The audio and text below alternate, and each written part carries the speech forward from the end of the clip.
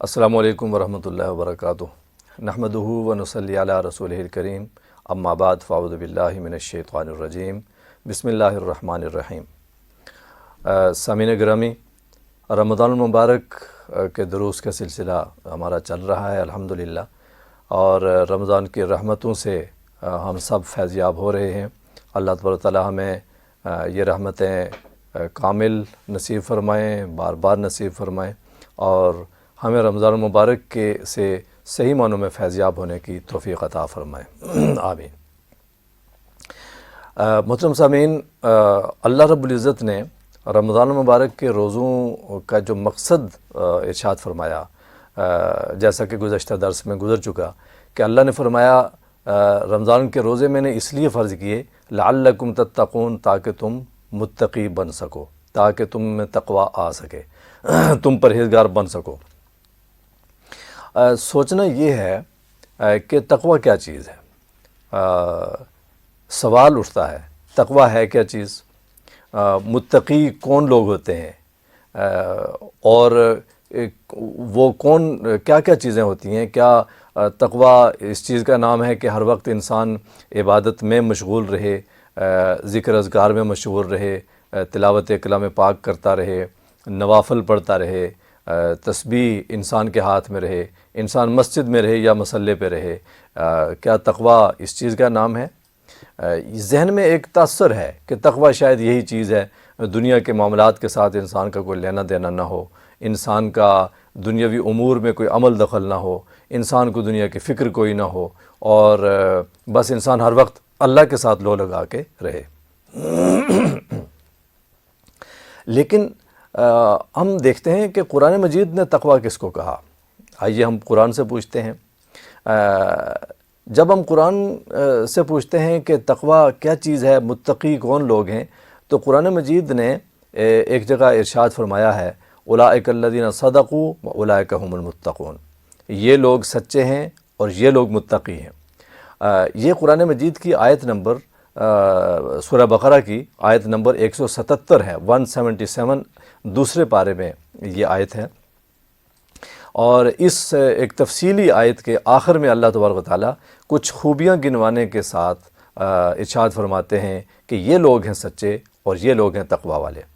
ہم اس آیت کو دیکھتے ہیں۔ اللہ تبارک و تعالیٰ ارشاد فرماتے ہیں اعوذ باللہ من الشیطان الرجیم، بسم اللہ الرحمن الرحیم، لیس البر ان تولوا وجوہکم قبل المشرق والمغرب ولکن البر من آمن باللہ والیوم الآخر والملائکۃ والکتاب والنبیین وآت المال علی حبہ ذوی القربى والیتامى والمساکین وابن السبیل والسائلین وفی الرقاب واقام الصلاۃ وآت الزکاۃ والموفون بعہدہم اذا عاہدوا والصابرین فی البأساء والضراء وحین البأس اولئک الذین صدقوا واولئک هم المتقون۔ ارشاد ربانی ہے کہ نیکی فقط یہی نہیں کہ تم اپنے چہرے مشرق کی طرف کر لو یا اپنے چہرے مغرب کی طرف کر لو، کسی طرف چہرے کر کے عبادت شروع کر دے، بس آدمی فقط نیکی اسی کو سمجھے، اسی کو قرار دے، نیکی کا کمال یہی سمجھے، تو یہی نیکی نہیں ہے۔ بلکہ نیکی کیا ہے وہ اللہ نے آگے ارشاد فرمایا تفصیل کے ساتھ، وَلَٰكِنَّ الْبِرَّ، لیکن نیکی یہ ہے، من آمن باللہ، کہ جو ایمان لائے اللہ پر، والیوم الآخر، اور آخرت پر، والملائکۃ، اور فرشتوں پر، والکتاب، اور کتابوں پر، والنبیین، اور تمام انبیاء پر، اللہ کے رسولوں پر ایمان لائے، وآت المال علی حبہ، اور اپنا مال دے، پسندیدہ مال، ذوی القربیٰ، کس کو دے؟ قرابت داروں کو، اپنے قریب رشتہ داروں کو، والیتامى، اور یتیموں کو، والمساکین، اور مسکینوں کو، محتاجوں کو، وابن السبیل، اور مسافروں کو، والسائلین، اور سوال کرنے والوں کو، وفی الرقاب، اور گردنیں چھڑانے میں، غلاموں کو آزاد کروانے میں، یہ مال اپنا خرچ کرے۔ اور پھر اگلی بات، وَأَقَامَ الصَّلَاةَ، اور نماز بھی قائم کرے، زکوٰۃ بھی دے، وآت الزکوٰۃ زکوٰۃ بھی دے، والموفون بعہدہم اذا عاہدوا، اور جب وعدہ کرے تو اس وعدے کی پاسداری کرے، وعدہ پورا کرنے کے لیے کرے اور وعدہ پورا کیا جائے، اور والصابرین، اور صبر کرنے والے ہوں ایسے لوگ، فی البأساء والضراء، تنگی تکلیف میں، جنگوں کے حالت میں، اگر دشمنوں اور کفار کے ساتھ جنگ ہو جائے تو اس میں صبر بھی کریں، کسی بھی تکلیف اور پریشانی کے عالم میں اور کسی بھی مصیبت کے وقت، اولئک الذین صدقوا، جو لوگ یہ عمل کریں وہ ہیں سچے، واولئک هم المتقون، اور ایسے لوگ ہیں کہ جو متقی ہیں۔ محترم حضرات، اگر اس آیت کو ہم دیکھیں تو جس انداز کے ساتھ یہ آیت ہمیں تقوی کے ابواب کو سمجھا رہی ہے، تو یہ آیت بتاتی ہے کہ تقوی یہ نہیں ہے کہ صرف کسی ایک طرف چہرہ کر کے، قبلہ کی طرف چہرہ کر کے بس عبادت کر لی جائے، نماز پڑھ لی جائے اور اسی کو تقوی سمجھ لیا جائے کہ نماز کے، رمضان کے روزے رکھنے سے تقوی یہ آ جائے گا کہ ہم پختہ نمازی بن جائیں گے۔ یقیناً نماز کا قائم رکھنا یہ تو تقوی کا بڑا اہم اور بنیادی ایک رکن ہے، اس کے بغیر تو تقوی حاصل ہوگا ہی نہیں۔ لیکن سارا تقوی یہی نہیں ہے کہ ہم نماز ہی کو، نوافل ہی کو، تراویح کو اور تہجد کو اور تسبیحات کو ہی فقط ہم سمجھ لیں۔ یہ تو اللہ کے حقوق ہیں، یہ تو اللہ کے حضور ہم کچھ خدمات سر بجا لاتے ہیں، سر انجام دیتے ہیں، لیکن اللہ تبارک تعالیٰ نے یہ دنیا پیدا کی ہے، اس دنیا میں ہم اکیلے نہیں ہیں، ہم صرف ہم اور اللہ ہی نہیں ہیں۔ دنیا میں اللہ رب العزت نے ہمیں انسانوں کے معاشرے اور ماحول میں پیدا فرمایا ہے، اور انسانوں کا معاشرہ اور ماحول باہم ایک دوسرے کے ساتھ تعلقات قائم رکھنے کے اصول پر قائم ہے، ایک دوسرے کے حقوق ادا کرنے کے اصول پر قائم ہے۔ تو اس لیے اس آیت نے ہمیں یہ بتایا کہ فقط یہی نہیں کہ جو رمضان المبارک سے تقوی کا جو حصول، جو مقصد ہے اس کا، تو اس میں یہ چیز بھی اس انداز سے ہو، بلکہ قرآن مجید کی آیت ہمیں بتاتی ہے کہ سب سے پہلے تو ایمانیات۔ تقوی کا کیا ہے؟ تقوی یہ ہے کہ سب سے پہلے تو ایمان صحیح ہو، عقائد صحیح ہو، ایمان باللہ، ایمان بالآخرہ، ایمان بالرسالہ، ایمان بیوم الآخرہ، ایمان بالکتب، ایمان بالملائکہ۔ یہ ایمان ہمارا مکمل ہو، ایمان صحیح ہو،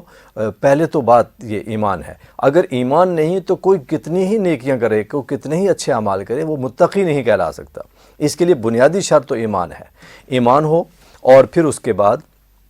اعمال ہوں۔ پہلے ایمان اور اس کے بعد پھر اعمال۔ اعمال میں پہلے پھر انسانوں کے ساتھ جو ہمارے تعلقات ہیں اور انسانوں کے جو حقوق ہیں اور جو انسانوں کی مدد ہے اور داد رسی ہے، اس کا ذکر فرمایا۔ وآت المال علی حبہ، اور مال دیں اللہ کے راستے میں، اللہ کی رضا کے لیے ان لوگوں کو مال دیا جائے جو مستحق ہیں، اور مستحقین میں پھر سب سے پہلے اولو القربہ کو ذکر فرمایا کہ جو اولو القربہ قریبی رشتہ داروں میں جو مستحقین ہوں ان کو ان کی مالی مدد کی جائے۔ دو باتیں ہیں یہاں پہ، ایک تو یہ کہ وآت المال علی حبہ، مال دیا جائے، مالی مدد کسی کی جائے، لیکن اس مال سے مدد کی جائے کہ جو انسان کا پسندیدہ مال ہو، انسان کو اچھا لگتا ہو۔ ایسا نہ کہ انسان کا وہ مال صرف صدقے میں انسان ہمیشہ وہی دیتا رہے کہ جو اب پسندیدہ نہ ہو، جو انسان اب اس کو اپنے پاس سے نکالنا ہی چاہتا ہو، اس سے اب جان چھڑانا ہی چاہتا ہو، وہ پرانا ہو گیا ہو، یا انسان کو وہ اچھا نہ لگتا ہو، تو یا اس کی کوالٹی اچھی نہ ہو، اس کا معیار اچھا نہ ہو، تو بس آدمی وہی لو کوالٹی والا مال ہی انسان دینا چاہے صدقے کے طور پر۔ ایک تو یہ نہیں ہونا چاہیے۔ دیکھیں کوئی بھی چیز ہماری پرانی بھی ہو جائے تو وہ بھی ضائع نہیں کرنی۔ شریعت یہ تو کہتی ہے کہ وہ بھی ایسے کریں کہ کسی نہ کسی طریقے سے وہ آپ کے کام آ جائے، کسی اور کے کام آ جائے، کسی اور کو صدقے کے طور پر دے دیں، اس سے منع بھی نہیں کیا گیا، لیکن ہمیشہ انسان اپنی عادت یہ بنا لے تو اس سے منع کیا گیا ہے۔ اس لیے اپنے مال، جو محبوب مال ہو، جو پسندیدہ چیز ہو، وہ اللہ کے راستے میں ہمیں خرچ کرنی چاہیے اور دینے چاہیے غریبوں کو۔ اور پھر دوسری بات یہاں نکتے کی یہ ہے کہ سب سے پہلے اللہ نے ذوی القربہ فرمایا کہ جو قرابت دار ہیں ان کی مدد کی جائے، یہ ارشاد بھی ہے حدیث نبوی صلی اللہ علیہ وسلم میں کہ اگر تم مالی مدد کرو، صدقات خیرات کرو، اور وہ صدقات خیرات اگر اپنے قریبی رشتہ داروں کو دو تو یہ دگنا ثواب ہوگا۔ ایک تو ثواب صدقہ کرنے کا اور دوسرا صلہ رحمی کا۔ بعض اوقات یہ سمجھا جاتا ہے کہ شاید اپنے قریبی کو دینے میں اتنا ثواب نہیں جتنا دور والے کو دینے سے ثواب ہے مستحق کو، ایسا نہیں، بلکہ قریبی مستحق ہے اگر رشتہ دار تو اس کو دینے سے زیادہ ثواب ہے۔ اس میں ایک چیز یہ بھی نکتہ عرض کر دوں کہ بعض لوگ اصل میں زکوٰۃ یا صدقات کے عنوان سے اگر اپنے قریبی رشتہ داروں کو کوئی مدد کرے تو قریبی رشتہ دار ذرا اس کو اپنی عزت نفس کا مسئلہ سمجھتے ہیں، محسوس کرتے ہیں کہ شاید ایک کم تر قسم کا مال وہ ہمیں دیا جاتا ہے، زکوٰۃ کا مستحق ہمیں سمجھا جاتا ہے، تو یہ عزت نفس کا مسئلہ سمجھتے ہیں۔ تو اس لیے بتانا ضروری نہیں ہے، ان کو تحفہ اور گفٹ کہہ کر اور ہدیہ کہہ کر ان کو دیا جائے، جس سے ان کی عزت نفس میں کمی نہ واقع ہو بلکہ اضافہ ہو اور وہ خوشی سے وصول کر لیں، تو یہ بھی کر سکتے ہیں ہم۔ اور دوسرا قریبی رشتہ داروں کو ترجیح ہے، اور پھر اس کے بعد یتیم ہیں، مساکین، محتاج ہیں، اور سوال کرنے والے بھی ہیں، تو یہ ان کو بھی ہم دے سکتے ہیں۔ تو یہ تقویٰ کے ابواب میں سے ایک یہ ہے۔ اور تیسری بات اس میں یہ ارشاد فرمائی کہ جو عبادات ہیں، اقام الصلاۃ و آت الزکاۃ، جو نماز بھی قائم کرتے ہوں وہ زکوٰۃ بھی دیتے ہوں۔ خالی آج کا دور بڑا عجیب فتنے کا دور ہے، جو لوگ انسانیت کی خدمت کرتے ہیں تو کچھ لوگ یہ سمجھتے ہیں کہ بس انسانیت کی خدمت کرنا ہی اصل دین ہے، بلکہ یہ کہتے ہیں کہ اصل دین تو یہی ہے، اصل تو عبادت یہی ہے، انسانیت کی خدمت کرنا، لیکن تقویٰ اصل فقط یہی نہیں، یہ تقویٰ کا ایک جز ہے۔ تقویٰ کے جز میں ایمانیات بھی ہیں، تقویٰ کے جز میں صدقات خیرات بھی ہیں، تقویٰ کے جز میں عبادات بھی ہیں، تقویٰ کے جز میں معاملات بھی ہیں۔ اب یہ دیکھیں، یہ عبادت آ گئی، اقام الصلاۃ و آت الزکاۃ، زکوٰۃ بھی دیتے ہوں۔ اب زکوٰۃ الگ ذکر فرمایا اور اوپر دوسرے مال، آت المال علی حبہ ذوی القربہ، یہ الگ ذکر فرمایا۔ معلوم یہ ہوا کہ زکوٰۃ کے علاوہ بھی متقی لوگ صدقات خیرات کرتے ہوں گے، اور یہ اہل تقویٰ کا ایک خاصہ ہے۔ اور پھر چوتھی بات جو ارشاد فرمائی، والموفون بعہدہم اذا عاہدوا، اور معاملات آپس کے معاملات، جب ایک دوسرے سے وعدہ کر لیں تو وعدہ پورا بھی کرتے ہوں۔ ایسا نہ ہو کہ وعدہ کریں وقتی ٹالنے کے لیے اور بعد میں وعدہ پورا کرنے کی نیت بھی نہ ہو، یہ پہلے سے غلط ہے، اور بعد میں وعدہ کسی وجہ سے پورا اگر نہیں ہو سکا تو پھر وہ بتانا بھی چاہیے، ورنہ بتائیں نہیں، اس کی پرواہ نہ کریں تو یہ غلط ہے۔ وعدہ پورا کرنا یہ ایمان کا ایک تقویٰ کا حصہ ہے۔ اور پھر آخری بات ارشاد فرمائی، والصابرین فی البأساء والضراء وحین البأس، اور ایسے لوگ جو صبر کرنے والے ہوں، جنگ کی حالت ہو، دشمن کے خلاف، کفار کے خلاف جنگ ہو، یا کسی اور تنگی تکلیف کی حالت میں ہو، تو اس وقت صبر بھی کرتے ہوں۔ اس وقت ایسا نہ ہو کہ دین پر عمل کرنا چھوڑ دیں اور اس قسم کی چیزیں بے صبری کی باتیں ہوں، ایسا نہیں۔ اس کے بعد آخر میں اللہ نے ارشاد فرمایا، اولئک الذین صدقوا واولئک هم المتقون، تو تقویٰ یہ ہے، یہ لوگ سچے ہیں اور یہ لوگ ہیں متقی جن میں یہ خوبیاں ہوں جو اوپر ذکر ہو گئی۔ تو اس کا مطلب یہ ہے کہ رمضان المبارک جو تقویٰ ہمارے اندر پیدا کرنا چاہتا ہے اس میں یہ تمام خوبیاں آ رہی ہیں۔ یہ خوبیاں ہمارے اندر اگر پیدا ہوئیں رمضان کے روزوں کی وجہ سے، اس کا مطلب ہے کہ اگر یہ خوبیاں پیدا ہوئیں یا ان میں اضافہ ہو گیا تو ہمیں تقویٰ کا حصول ہوا۔ اگر نہیں ہو سکا تو پھر ہمیں اس پہ غور کرنے کی ضرورت ہے کہ ہم رمضان کے روزے تو سال ہر سال سے رکھتے آ رہے ہیں، یہ خوبیاں اگر ہمارے اندر پیدا نہیں ہوئیں تو پھر وہ کون سا تقویٰ ہے کہ جس تقویٰ کے حصول کے لیے میں رمضان کے روزے رکھتا ہوں۔ اللہ ہمیں سمجھنے کے عمل کی توفیق عطا فرمائیں اور ہمیں متقی بنائیں، اور وہ تقویٰ عطا فرمائے اللہ جو تقویٰ اللہ تبارک و تعالیٰ رمضان کے روزوں کے